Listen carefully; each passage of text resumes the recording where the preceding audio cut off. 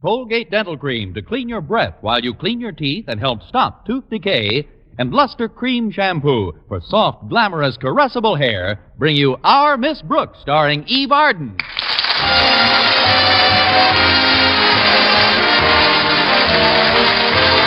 It's time once again for another comedy episode of Our Miss Brooks, written by Al Lewis. Well, as some of you may remember, last night was New Year's Eve. Well, like everyone else, our Miss Brooks, who teaches English at Madison High School, had looked forward to celebrating with considerable anticipation. But as the poet Robert Burns put it, the best laid plans of mice and men gang aft to gley. I don't know about the men, but I'm certainly one of the mice Robbie had in mind, because last night somebody really ganged up on my gley. Everything started off normally enough Saturday morning as I joined my landlady at the breakfast table. Here, Connie, here's some tomato juice. It'll do you good, dear. What is this, a down payment on tomorrow morning? Oh, you won't need any tomorrow. Not if you come to my party tonight. What kind of a party are you having, Mrs. Davis? Very quiet, Connie. I've just asked some of the neighbors in to listen to the radio and maybe dance a bit. It'll be a nice, relaxed evening. Of course, I am having some help with the refreshments. Who's helping you? Barney, the bartender from Mulligan's Saloon. That should lead to a very relaxed evening, earlier than you think. Oh, he's not going to serve any whiskey. You see, ever since he's been working for Mr. Mulligan, Barney's insisted on having New Year's Eve off. Why is that? He can't stand drunks. Barney likes nothing better than to drop over here and make us a little friendly bowl of punch.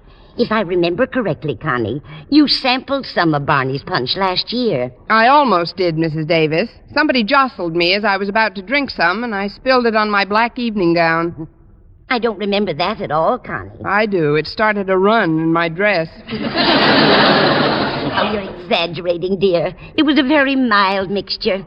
Why, we even dipped lady fingers into the punch bowl after a while. I know. And a little while after that, the lady fingers were diving into the bowl. Oh, I'm just teasing you, Mrs. Davis. I'd like nothing better than to share a little punch with you tonight, but I probably have a date with Mr. Boynton. Probably. Hasn't he asked you yet, Connie? Oh, you know Mr. Boynton. It takes him a week to get enough courage to speak up. You'd think he'd know where he stands by now. I've dropped him enough hints, heaven knows. Hints? Just yesterday, I told him I thought there was nothing quite as exciting as the scent of an orchid and the popping of champagne corks. Do you think it'll work, Connie? Indubitably, Mrs. Davis. He'll probably take me into a florist shop and let me smell an orchid while he cracks his knuckles. Mr. Boynton isn't the biggest spender in the world, is he, Connie? No, I think there's a Maharaja in India who spends $8 or $9 a week more. But after all, Mr. Boynton is a school teacher, and he probably just can't... Now, who can that be? Come on in. It's not locked. Finished with your cereal, Connie? Yes, thanks. Oh, good morning, Miss Brooks, Mrs. Davis. Hello, Mr. Boynton. Now, isn't that a coincidence, Mr. Boynton? I was just going to clear away the table and clear out. Oh, what's coincidental about that? Now she's got a good reason to. Exactly. See you later, folks. Take your time, dear. Well, Mr. Boynton, this is rather a surprise visit. Well, yes, Miss Brooks, I guess it is. Want a cup of coffee? All right. Keeps pretty hot in this percolator. There you are. Thank you. Well, that was fun. What'll we do now?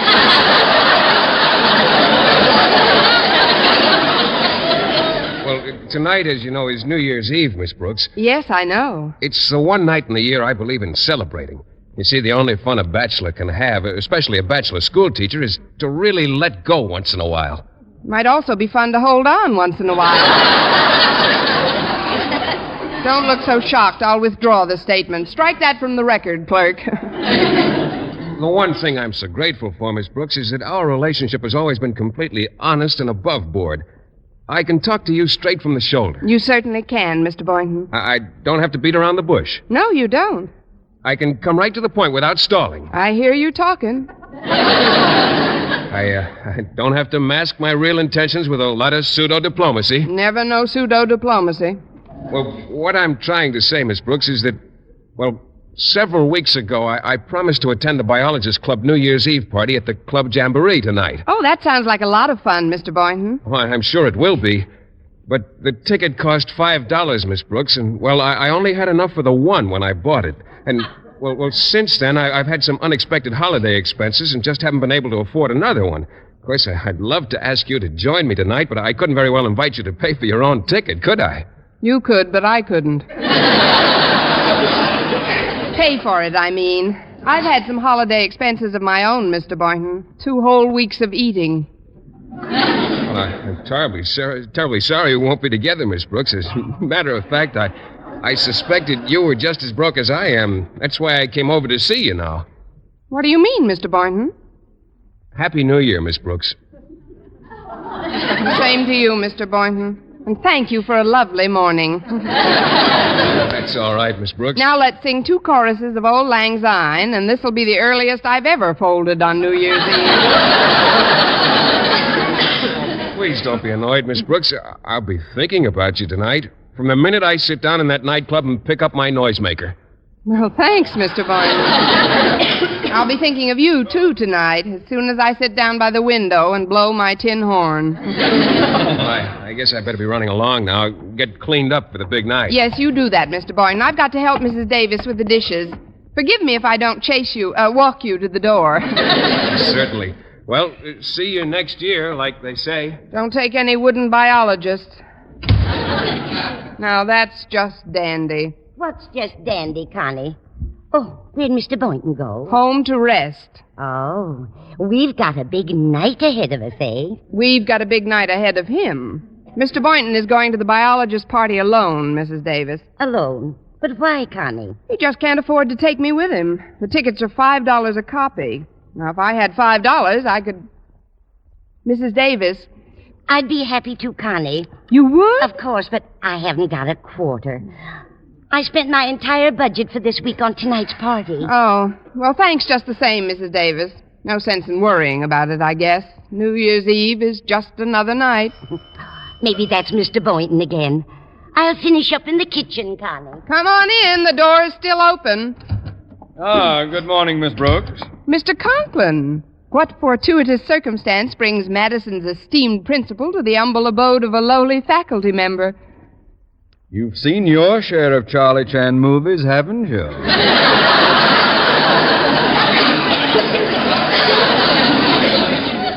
If you'll forgive me, Miss Brooks, I shall skirt the preliminaries and get right to the point.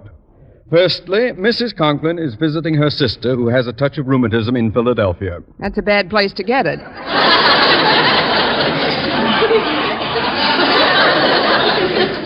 Let's dispense with the fripperies, shall we? Secondly, her sister has sent their little boy, age 6, to spend the holidays with my daughter Harriet and myself. Thirdly, I've promised Harriet she can go to a New Year's Eve party tonight. And fourthly, I have a dinner engagement with some old professor friends of mine from state normal days. But I don't understand, Mr. Conklin. At this late date, it is almost impossible to secure a babysitter, Miss Brooks. Now I understand. I'm sorry, Mr. Conklin, but I've been sitting with children for years now. I'm afraid I'm going to be busy tonight. Ah, what a pity. It would only be until 10 o'clock, and I was contemplating payment of, say, $5. I'd like to help you, Mr. Conklin, but it's really out of the question for me to... Did you say $5? That is correct. Where and when? 7:30, my home. I'll be there, Mr. Conklin. Thank you, Miss Brooks. Thank you very much. Don't bother seeing me to the door. I know the way. Thank you, Mr. Conklin. Thank you very much. Yes, indeed. Mrs. Davis! Mrs. Davis! Yes, dear. What is it? Well, it's going to be a happy New Year after all. I'm going to sit with Mr. Conklin's nephew until 10 o'clock, and he's going to give me $5. He must be quite a well-to-do little boy.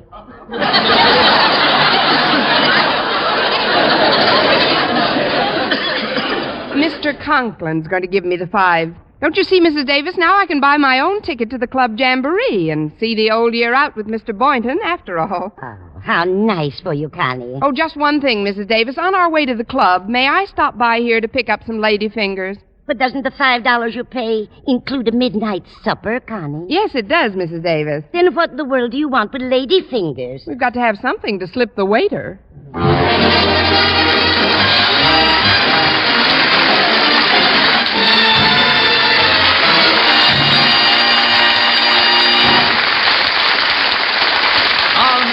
starring Eve Arden, will continue in just a moment. But first, here is Vern Smith.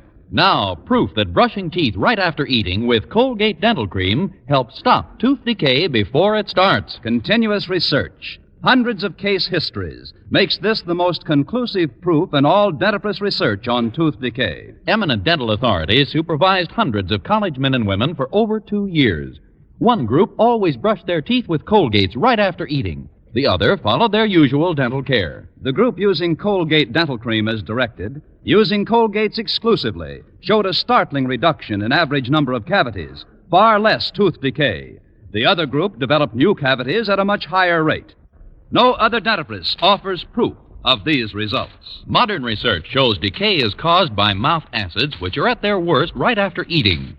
Brushing teeth with Colgates as directed helps remove acids before they harm enamel. Yes, Colgates contains all the necessary ingredients, including an exclusive patented ingredient for effective daily dental care. So remember, always use Colgate Dental Cream to clean your breath while you clean your teeth and help stop tooth decay. Well,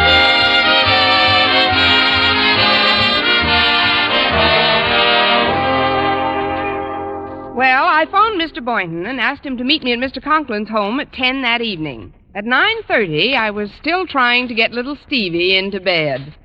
Now listen, Stevie, it's getting awfully late. Just when do you propose to go to sleep? Well, as soon as I get another glass of water. But I've given you 3 glasses of water in the last half hour. What do you do with them? I drank 2 and gave 1 to my animals. See? Uncle Osgood bought me these toys for Christmas. They're very nice. Now get into bed, please. Well, first tuck my lion in the bed. All right. There, your lion's in bed. Now my tiger.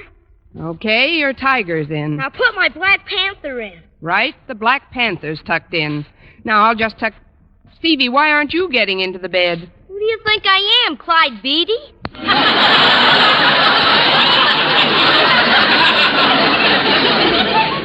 I wish I had a book on child psychology with me. A nice heavy one. Come on now, shove that menagerie aside and get in. Okay. Hello? Is that you, Harriet? Your daughter's dressing for her date, Mr. Conklin, but thanks for the comparison. On the phone, all voices sound alike to me. How's my nephew, Miss Brooks? Fine, Mr. Conklin. He's in his zoo. In bed. Good. Has the dear little fellow floated off to dreamland yet? Not quite, but 1 more glass of water should do it.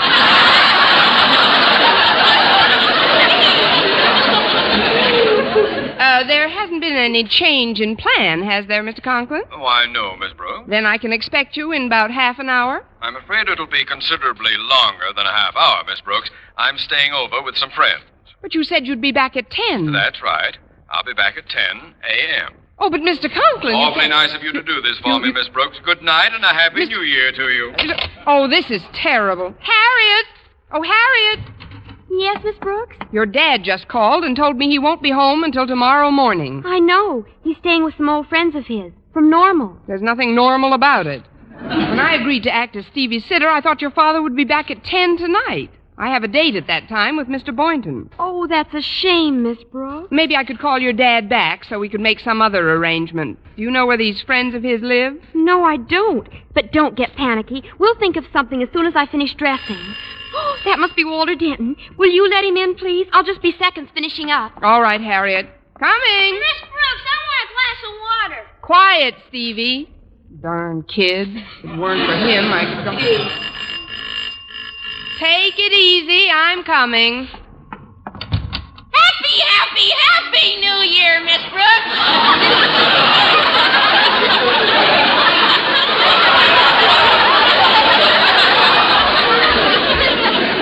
Come in, Walter. Isn't it a wonderful night to see the old year out on? Aren't you just in love with tonight, Miss Brooks? I'm crazy about it. Harriet will be ready in a few minutes, Walter. Ah, dear Harriet. You know, that's what I like best about this holiday. The feeling of closeness it gives you to the one you care for. Especially during that one breathless, rapturous moment right before midnight. That moment like the hush of a giant wave ere it pounds mightily upon the golden sands. That tongueless moment of promised ecstasy culminating in a crescendo of clamorous, amorous bliss. Have you ever been hit with a 6-year-old child? Gosh, Miss Brooks, you don't seem very happy about New Year's. Haven't you got a date with Mr. Boynton? That's just the trouble, Walter. I have. But I also have a date to sit here with Mr. Conklin's nephew, Stevie, until Uncle returns in the morning. It was all a misunderstanding, mostly on my part. Gee, that's a tough break, Miss Brooks. Isn't there any way out for you? I know. Maybe you could hire a babysitter to sit in your place. Of course, it couldn't be just any ordinary person. It would have to be a very special kind of sitter to fill your shoes. You never were great in anatomy, were you, Walter? But that wouldn't work either. Even if I had the money, which I haven't, it's too late to get anybody now. Well, here I am, Walter. How do I look? Devastating, Harriet. Absolutely soul-destroying. How do you think I look, Miss Brooks? Very atomic, Harriet. You should be the center of all eyes at your party. Gee, I kind of hate to go with you in this spot, Miss Brooks. Did you tell Walter about your dilemma? Yeah, she did, Harriet. But we can't seem to think of any way out. Oh, don't worry about me, kids. I'll just celebrate New Year's Eve some other night. Maybe when Mr. Boynton comes to pick you up, you could talk him into staying here with you instead of going to his old biologist club party. Yeah, there's a swell phonograph and some keen records you could dance to. Maybe I'll do that. In fact, I may do that even if Mr. Boynton doesn't stay. Miss Brooks, I want a glass of water. Excuse me, kids. I guess I didn't tuck him in tight enough. I'll be right there, Stevie. You run along to your party and have a good time. You're certainly noble, Miss Brooks. I'm not noble. I'm stuck.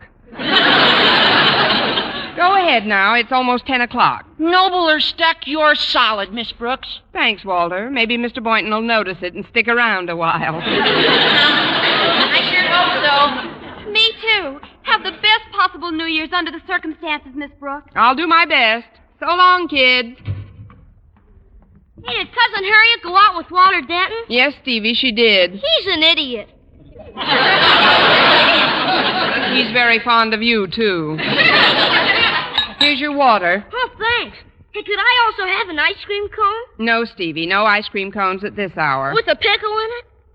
That's different. You've got to have your vitamins. No, I'm just fooling. You've eaten quite enough for one night. Are there any pickles in the house? No, but I'd gladly let you have the one I'm in. Well, here's my glass. He better leave it near the pitcher. I might get hungry again. Thirsty. Oh, that's Mr. Boynton. Now, you put your little head down and dream you're a battleship. Okay. Night, Miss Brooks. Good night, Stevie. I'll be right there. Oh, come in, Mr. Boynton. My, but you look handsome tonight. Oh, thanks, Miss Brooks. You look quite handsome yourself. I'm glad to see you already. I'm just raring to go. Well, unrare yourself, Mr. Boynton. I'm afraid I can't go with you tonight. But you said on the phone that Mr. Conklin will be back Yes, and you... that was before he called me again. He won't be here until tomorrow morning. I can't leave Stevie alone. But I've been thinking, Mr. Boynton, we could have quite a nice time right here tonight. Here? You and me? And the phonograph. There are some fine records stacked over there by the sofa. But, Miss Brooks, we have no chaperone. Who has no chaperone? I'm here. I'm sorry, Miss Brooks. I've already paid for my ticket, and the other members of the club expect me at the club jamboree. In fact, I promised I'd be there by 10:30. Well, it's only 10 now. You could stay for a little while. Here, sit down on the couch, Mr. Boynton. Well, I guess I could stay for about 10 minutes or so. Fine, we'll have a million laughs. Do you like records, Mr. Boynton? Oh, yes, I do. Oh, say, here's quite a pile of them. Let's see what some of the titles are. That should be fun. Here's a batch for you. I'll go through these. Don't you think you're sitting rather close to me, Miss Brooks? I know I'm sitting close to you, Mr. Boynton. Well, I mean, I'm a little off balance. I don't want to break any records. Don't worry, you won't.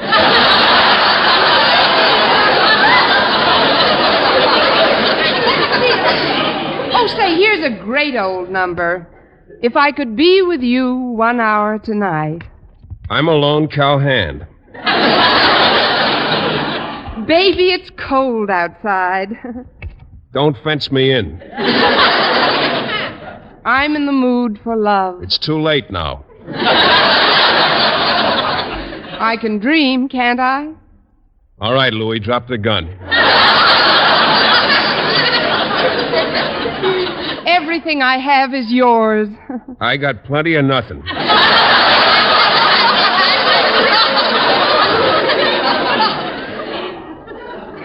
Drink to me only with thine eyes. I want a glass of water. Quiet, Stevie. You've had all the water you're going to get. Now go to sleep. Okay. Don't get petulant. Maybe you should let him have it, Miss Brooks. I'd love to let him have it. He's had quite enough, Mr. Boynton. Oh, say, here's a beautiful number. The Bells of St. Mary's. Oh, that is beautiful. Excuse me, Mr. Boynton. Oh, before you answer it, Miss Brooks, I'd like you to know I've changed my mind. I just can't stand the thought of you spending New Year's Eve alone, so, well, I'll call my friends and tell them not to expect me. That is, if you still want me to stay here with you. If I still want you. Mr. Boynton, don't move from that spot. Be right there. If I still want him, he says. Hi, it's us, Miss Brooks. We just couldn't stand the thought of you spending New Year's Eve alone. Come on in, Walter. Oh, but what about your friend's party, Harriet? We told them we weren't coming, Miss Brooks. Walter and I have decided to spend New Year's Eve right here with you. With me? But Mr. Boynton's here. Oh, hello, Harriet, Walter. How are you both? Oh, fine, thanks, Mr. Boynton. We came back to help Miss Brooks celebrate the new year. Well, good. The more the merrier. I'm staying here, too. Wonderful. We'll have our own party, the four of us. Won't that be just the end, Miss Brooks? It'll be the end of something.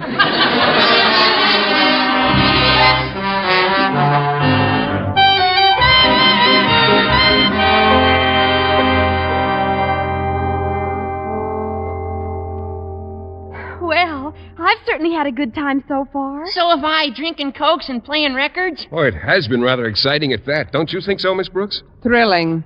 I can hardly wait until midnight. What are you going to do then? I'm going to crack open a brand new bottle of sweet air and spray the kitchen. It's almost midnight now. Gee, I wish Daddy were here. That would be all I need. Turn the radio on, Walter. The Club Jamboree is broadcasting their New Year's Eve party. Oh, okay, Mr. Boynton. Poor Daddy's missing all the fun. He and those old professors of his probably played a few games of chess and went to bed about 11:30. Well, perhaps it's for the best, Harriet. Your father's a very high-strung man. Too much noise isn't good for him. I've got the station. Well, it's 2 minutes to midnight, folks, and here to give you the signal at the stroke of 12 is one of our most distinguished citizens and an honored guest of Club Jamboree. Here he is, your friend and mine, happy-go-lucky, gag-a-minute, Osgood Conklin. Osgood Conklin? Good evening, ladies and gentlemen, and thank you for that charming introduction, Professor Young. That's him, all right. I have just time before the old year is dead to tell you lovely people that a funny thing happened to me on my way to the club tonight. A panhandler stopped me outside the door and said, "Mister, I haven't had a bite all week." So I bit him.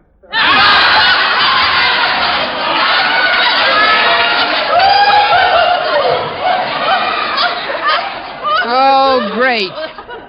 Madison's next principal will probably be Milton Berle. Now, when I give you the signal, let's get those noisemakers going and really let her rip. There are only 5 seconds to go. 4, 3, 2, 1.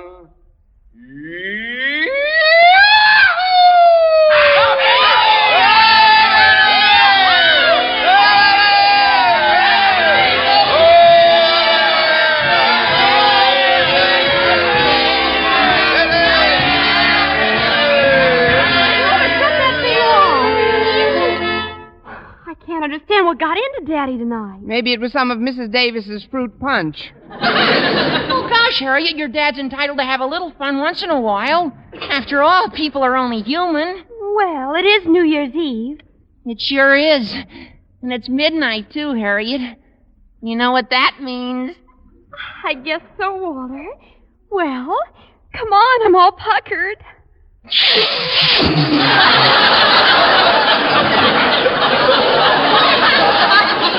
Well, here goes, Harriet. Mr. Boynton, do you see the work that's going on in the next yard? Yes, I do, Miss Brooks.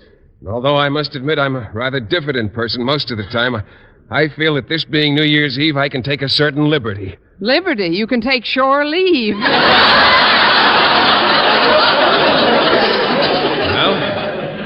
I'm ready if you are. I'm puckered, Mr. Boynton. I'm thirsty, Miss Brooks. Well, that's done it. If you'll forgive me, Mr. Boynton, I'm going to pour 3 glasses of water. 3, but who are the extra 2 for? You and me. We might as well be loaded as the way we are.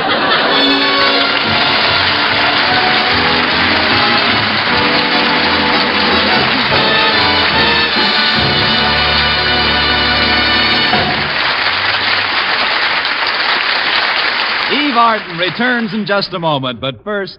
Dream girl, beautiful luster cream girl. Tonight? Yes, tonight, show him how much lovelier your hair can look after a Luster Cream shampoo.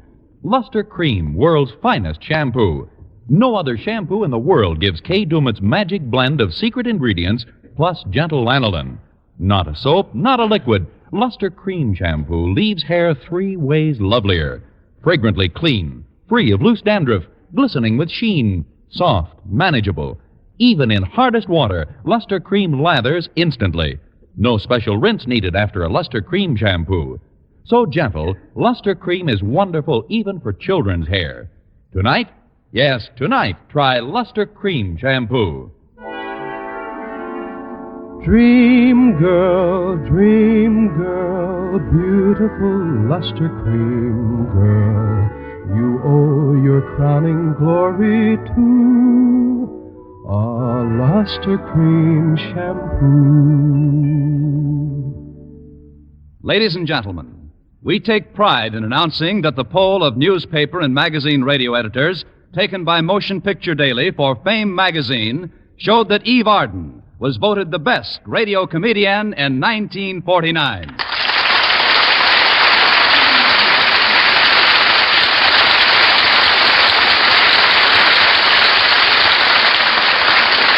Thank you. My sincere thanks to the radio editors, Motion Picture Daily, and Fame magazine, and to every school teacher and pupil, as well as their parents and friends, a very happy New Year. Good night.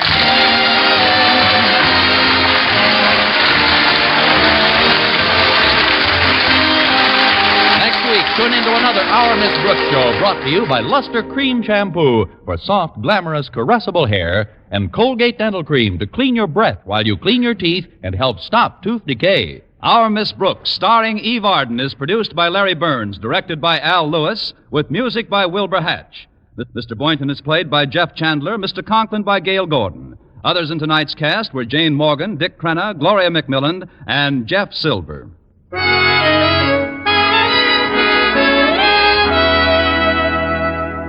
Be beauty-wise, get bath-size Palmolive soap for beauty care all over. Yes, for your tub or shower, enjoy the same glorious beauty lather that millions of women have found so wonderful in bringing lovelier complexions in just 14 days. Simply buy the big, thrifty, long-lasting bath-size Palmolive. Use it for your Palmolive soap facials. Enjoy its oceans of creamy, beautifying lather in your tub or shower. And say, men love it, too. So let the whole family enjoy bath-size Palmolive. Yes, be beauty-wise, get bath-size Palmolive soap today.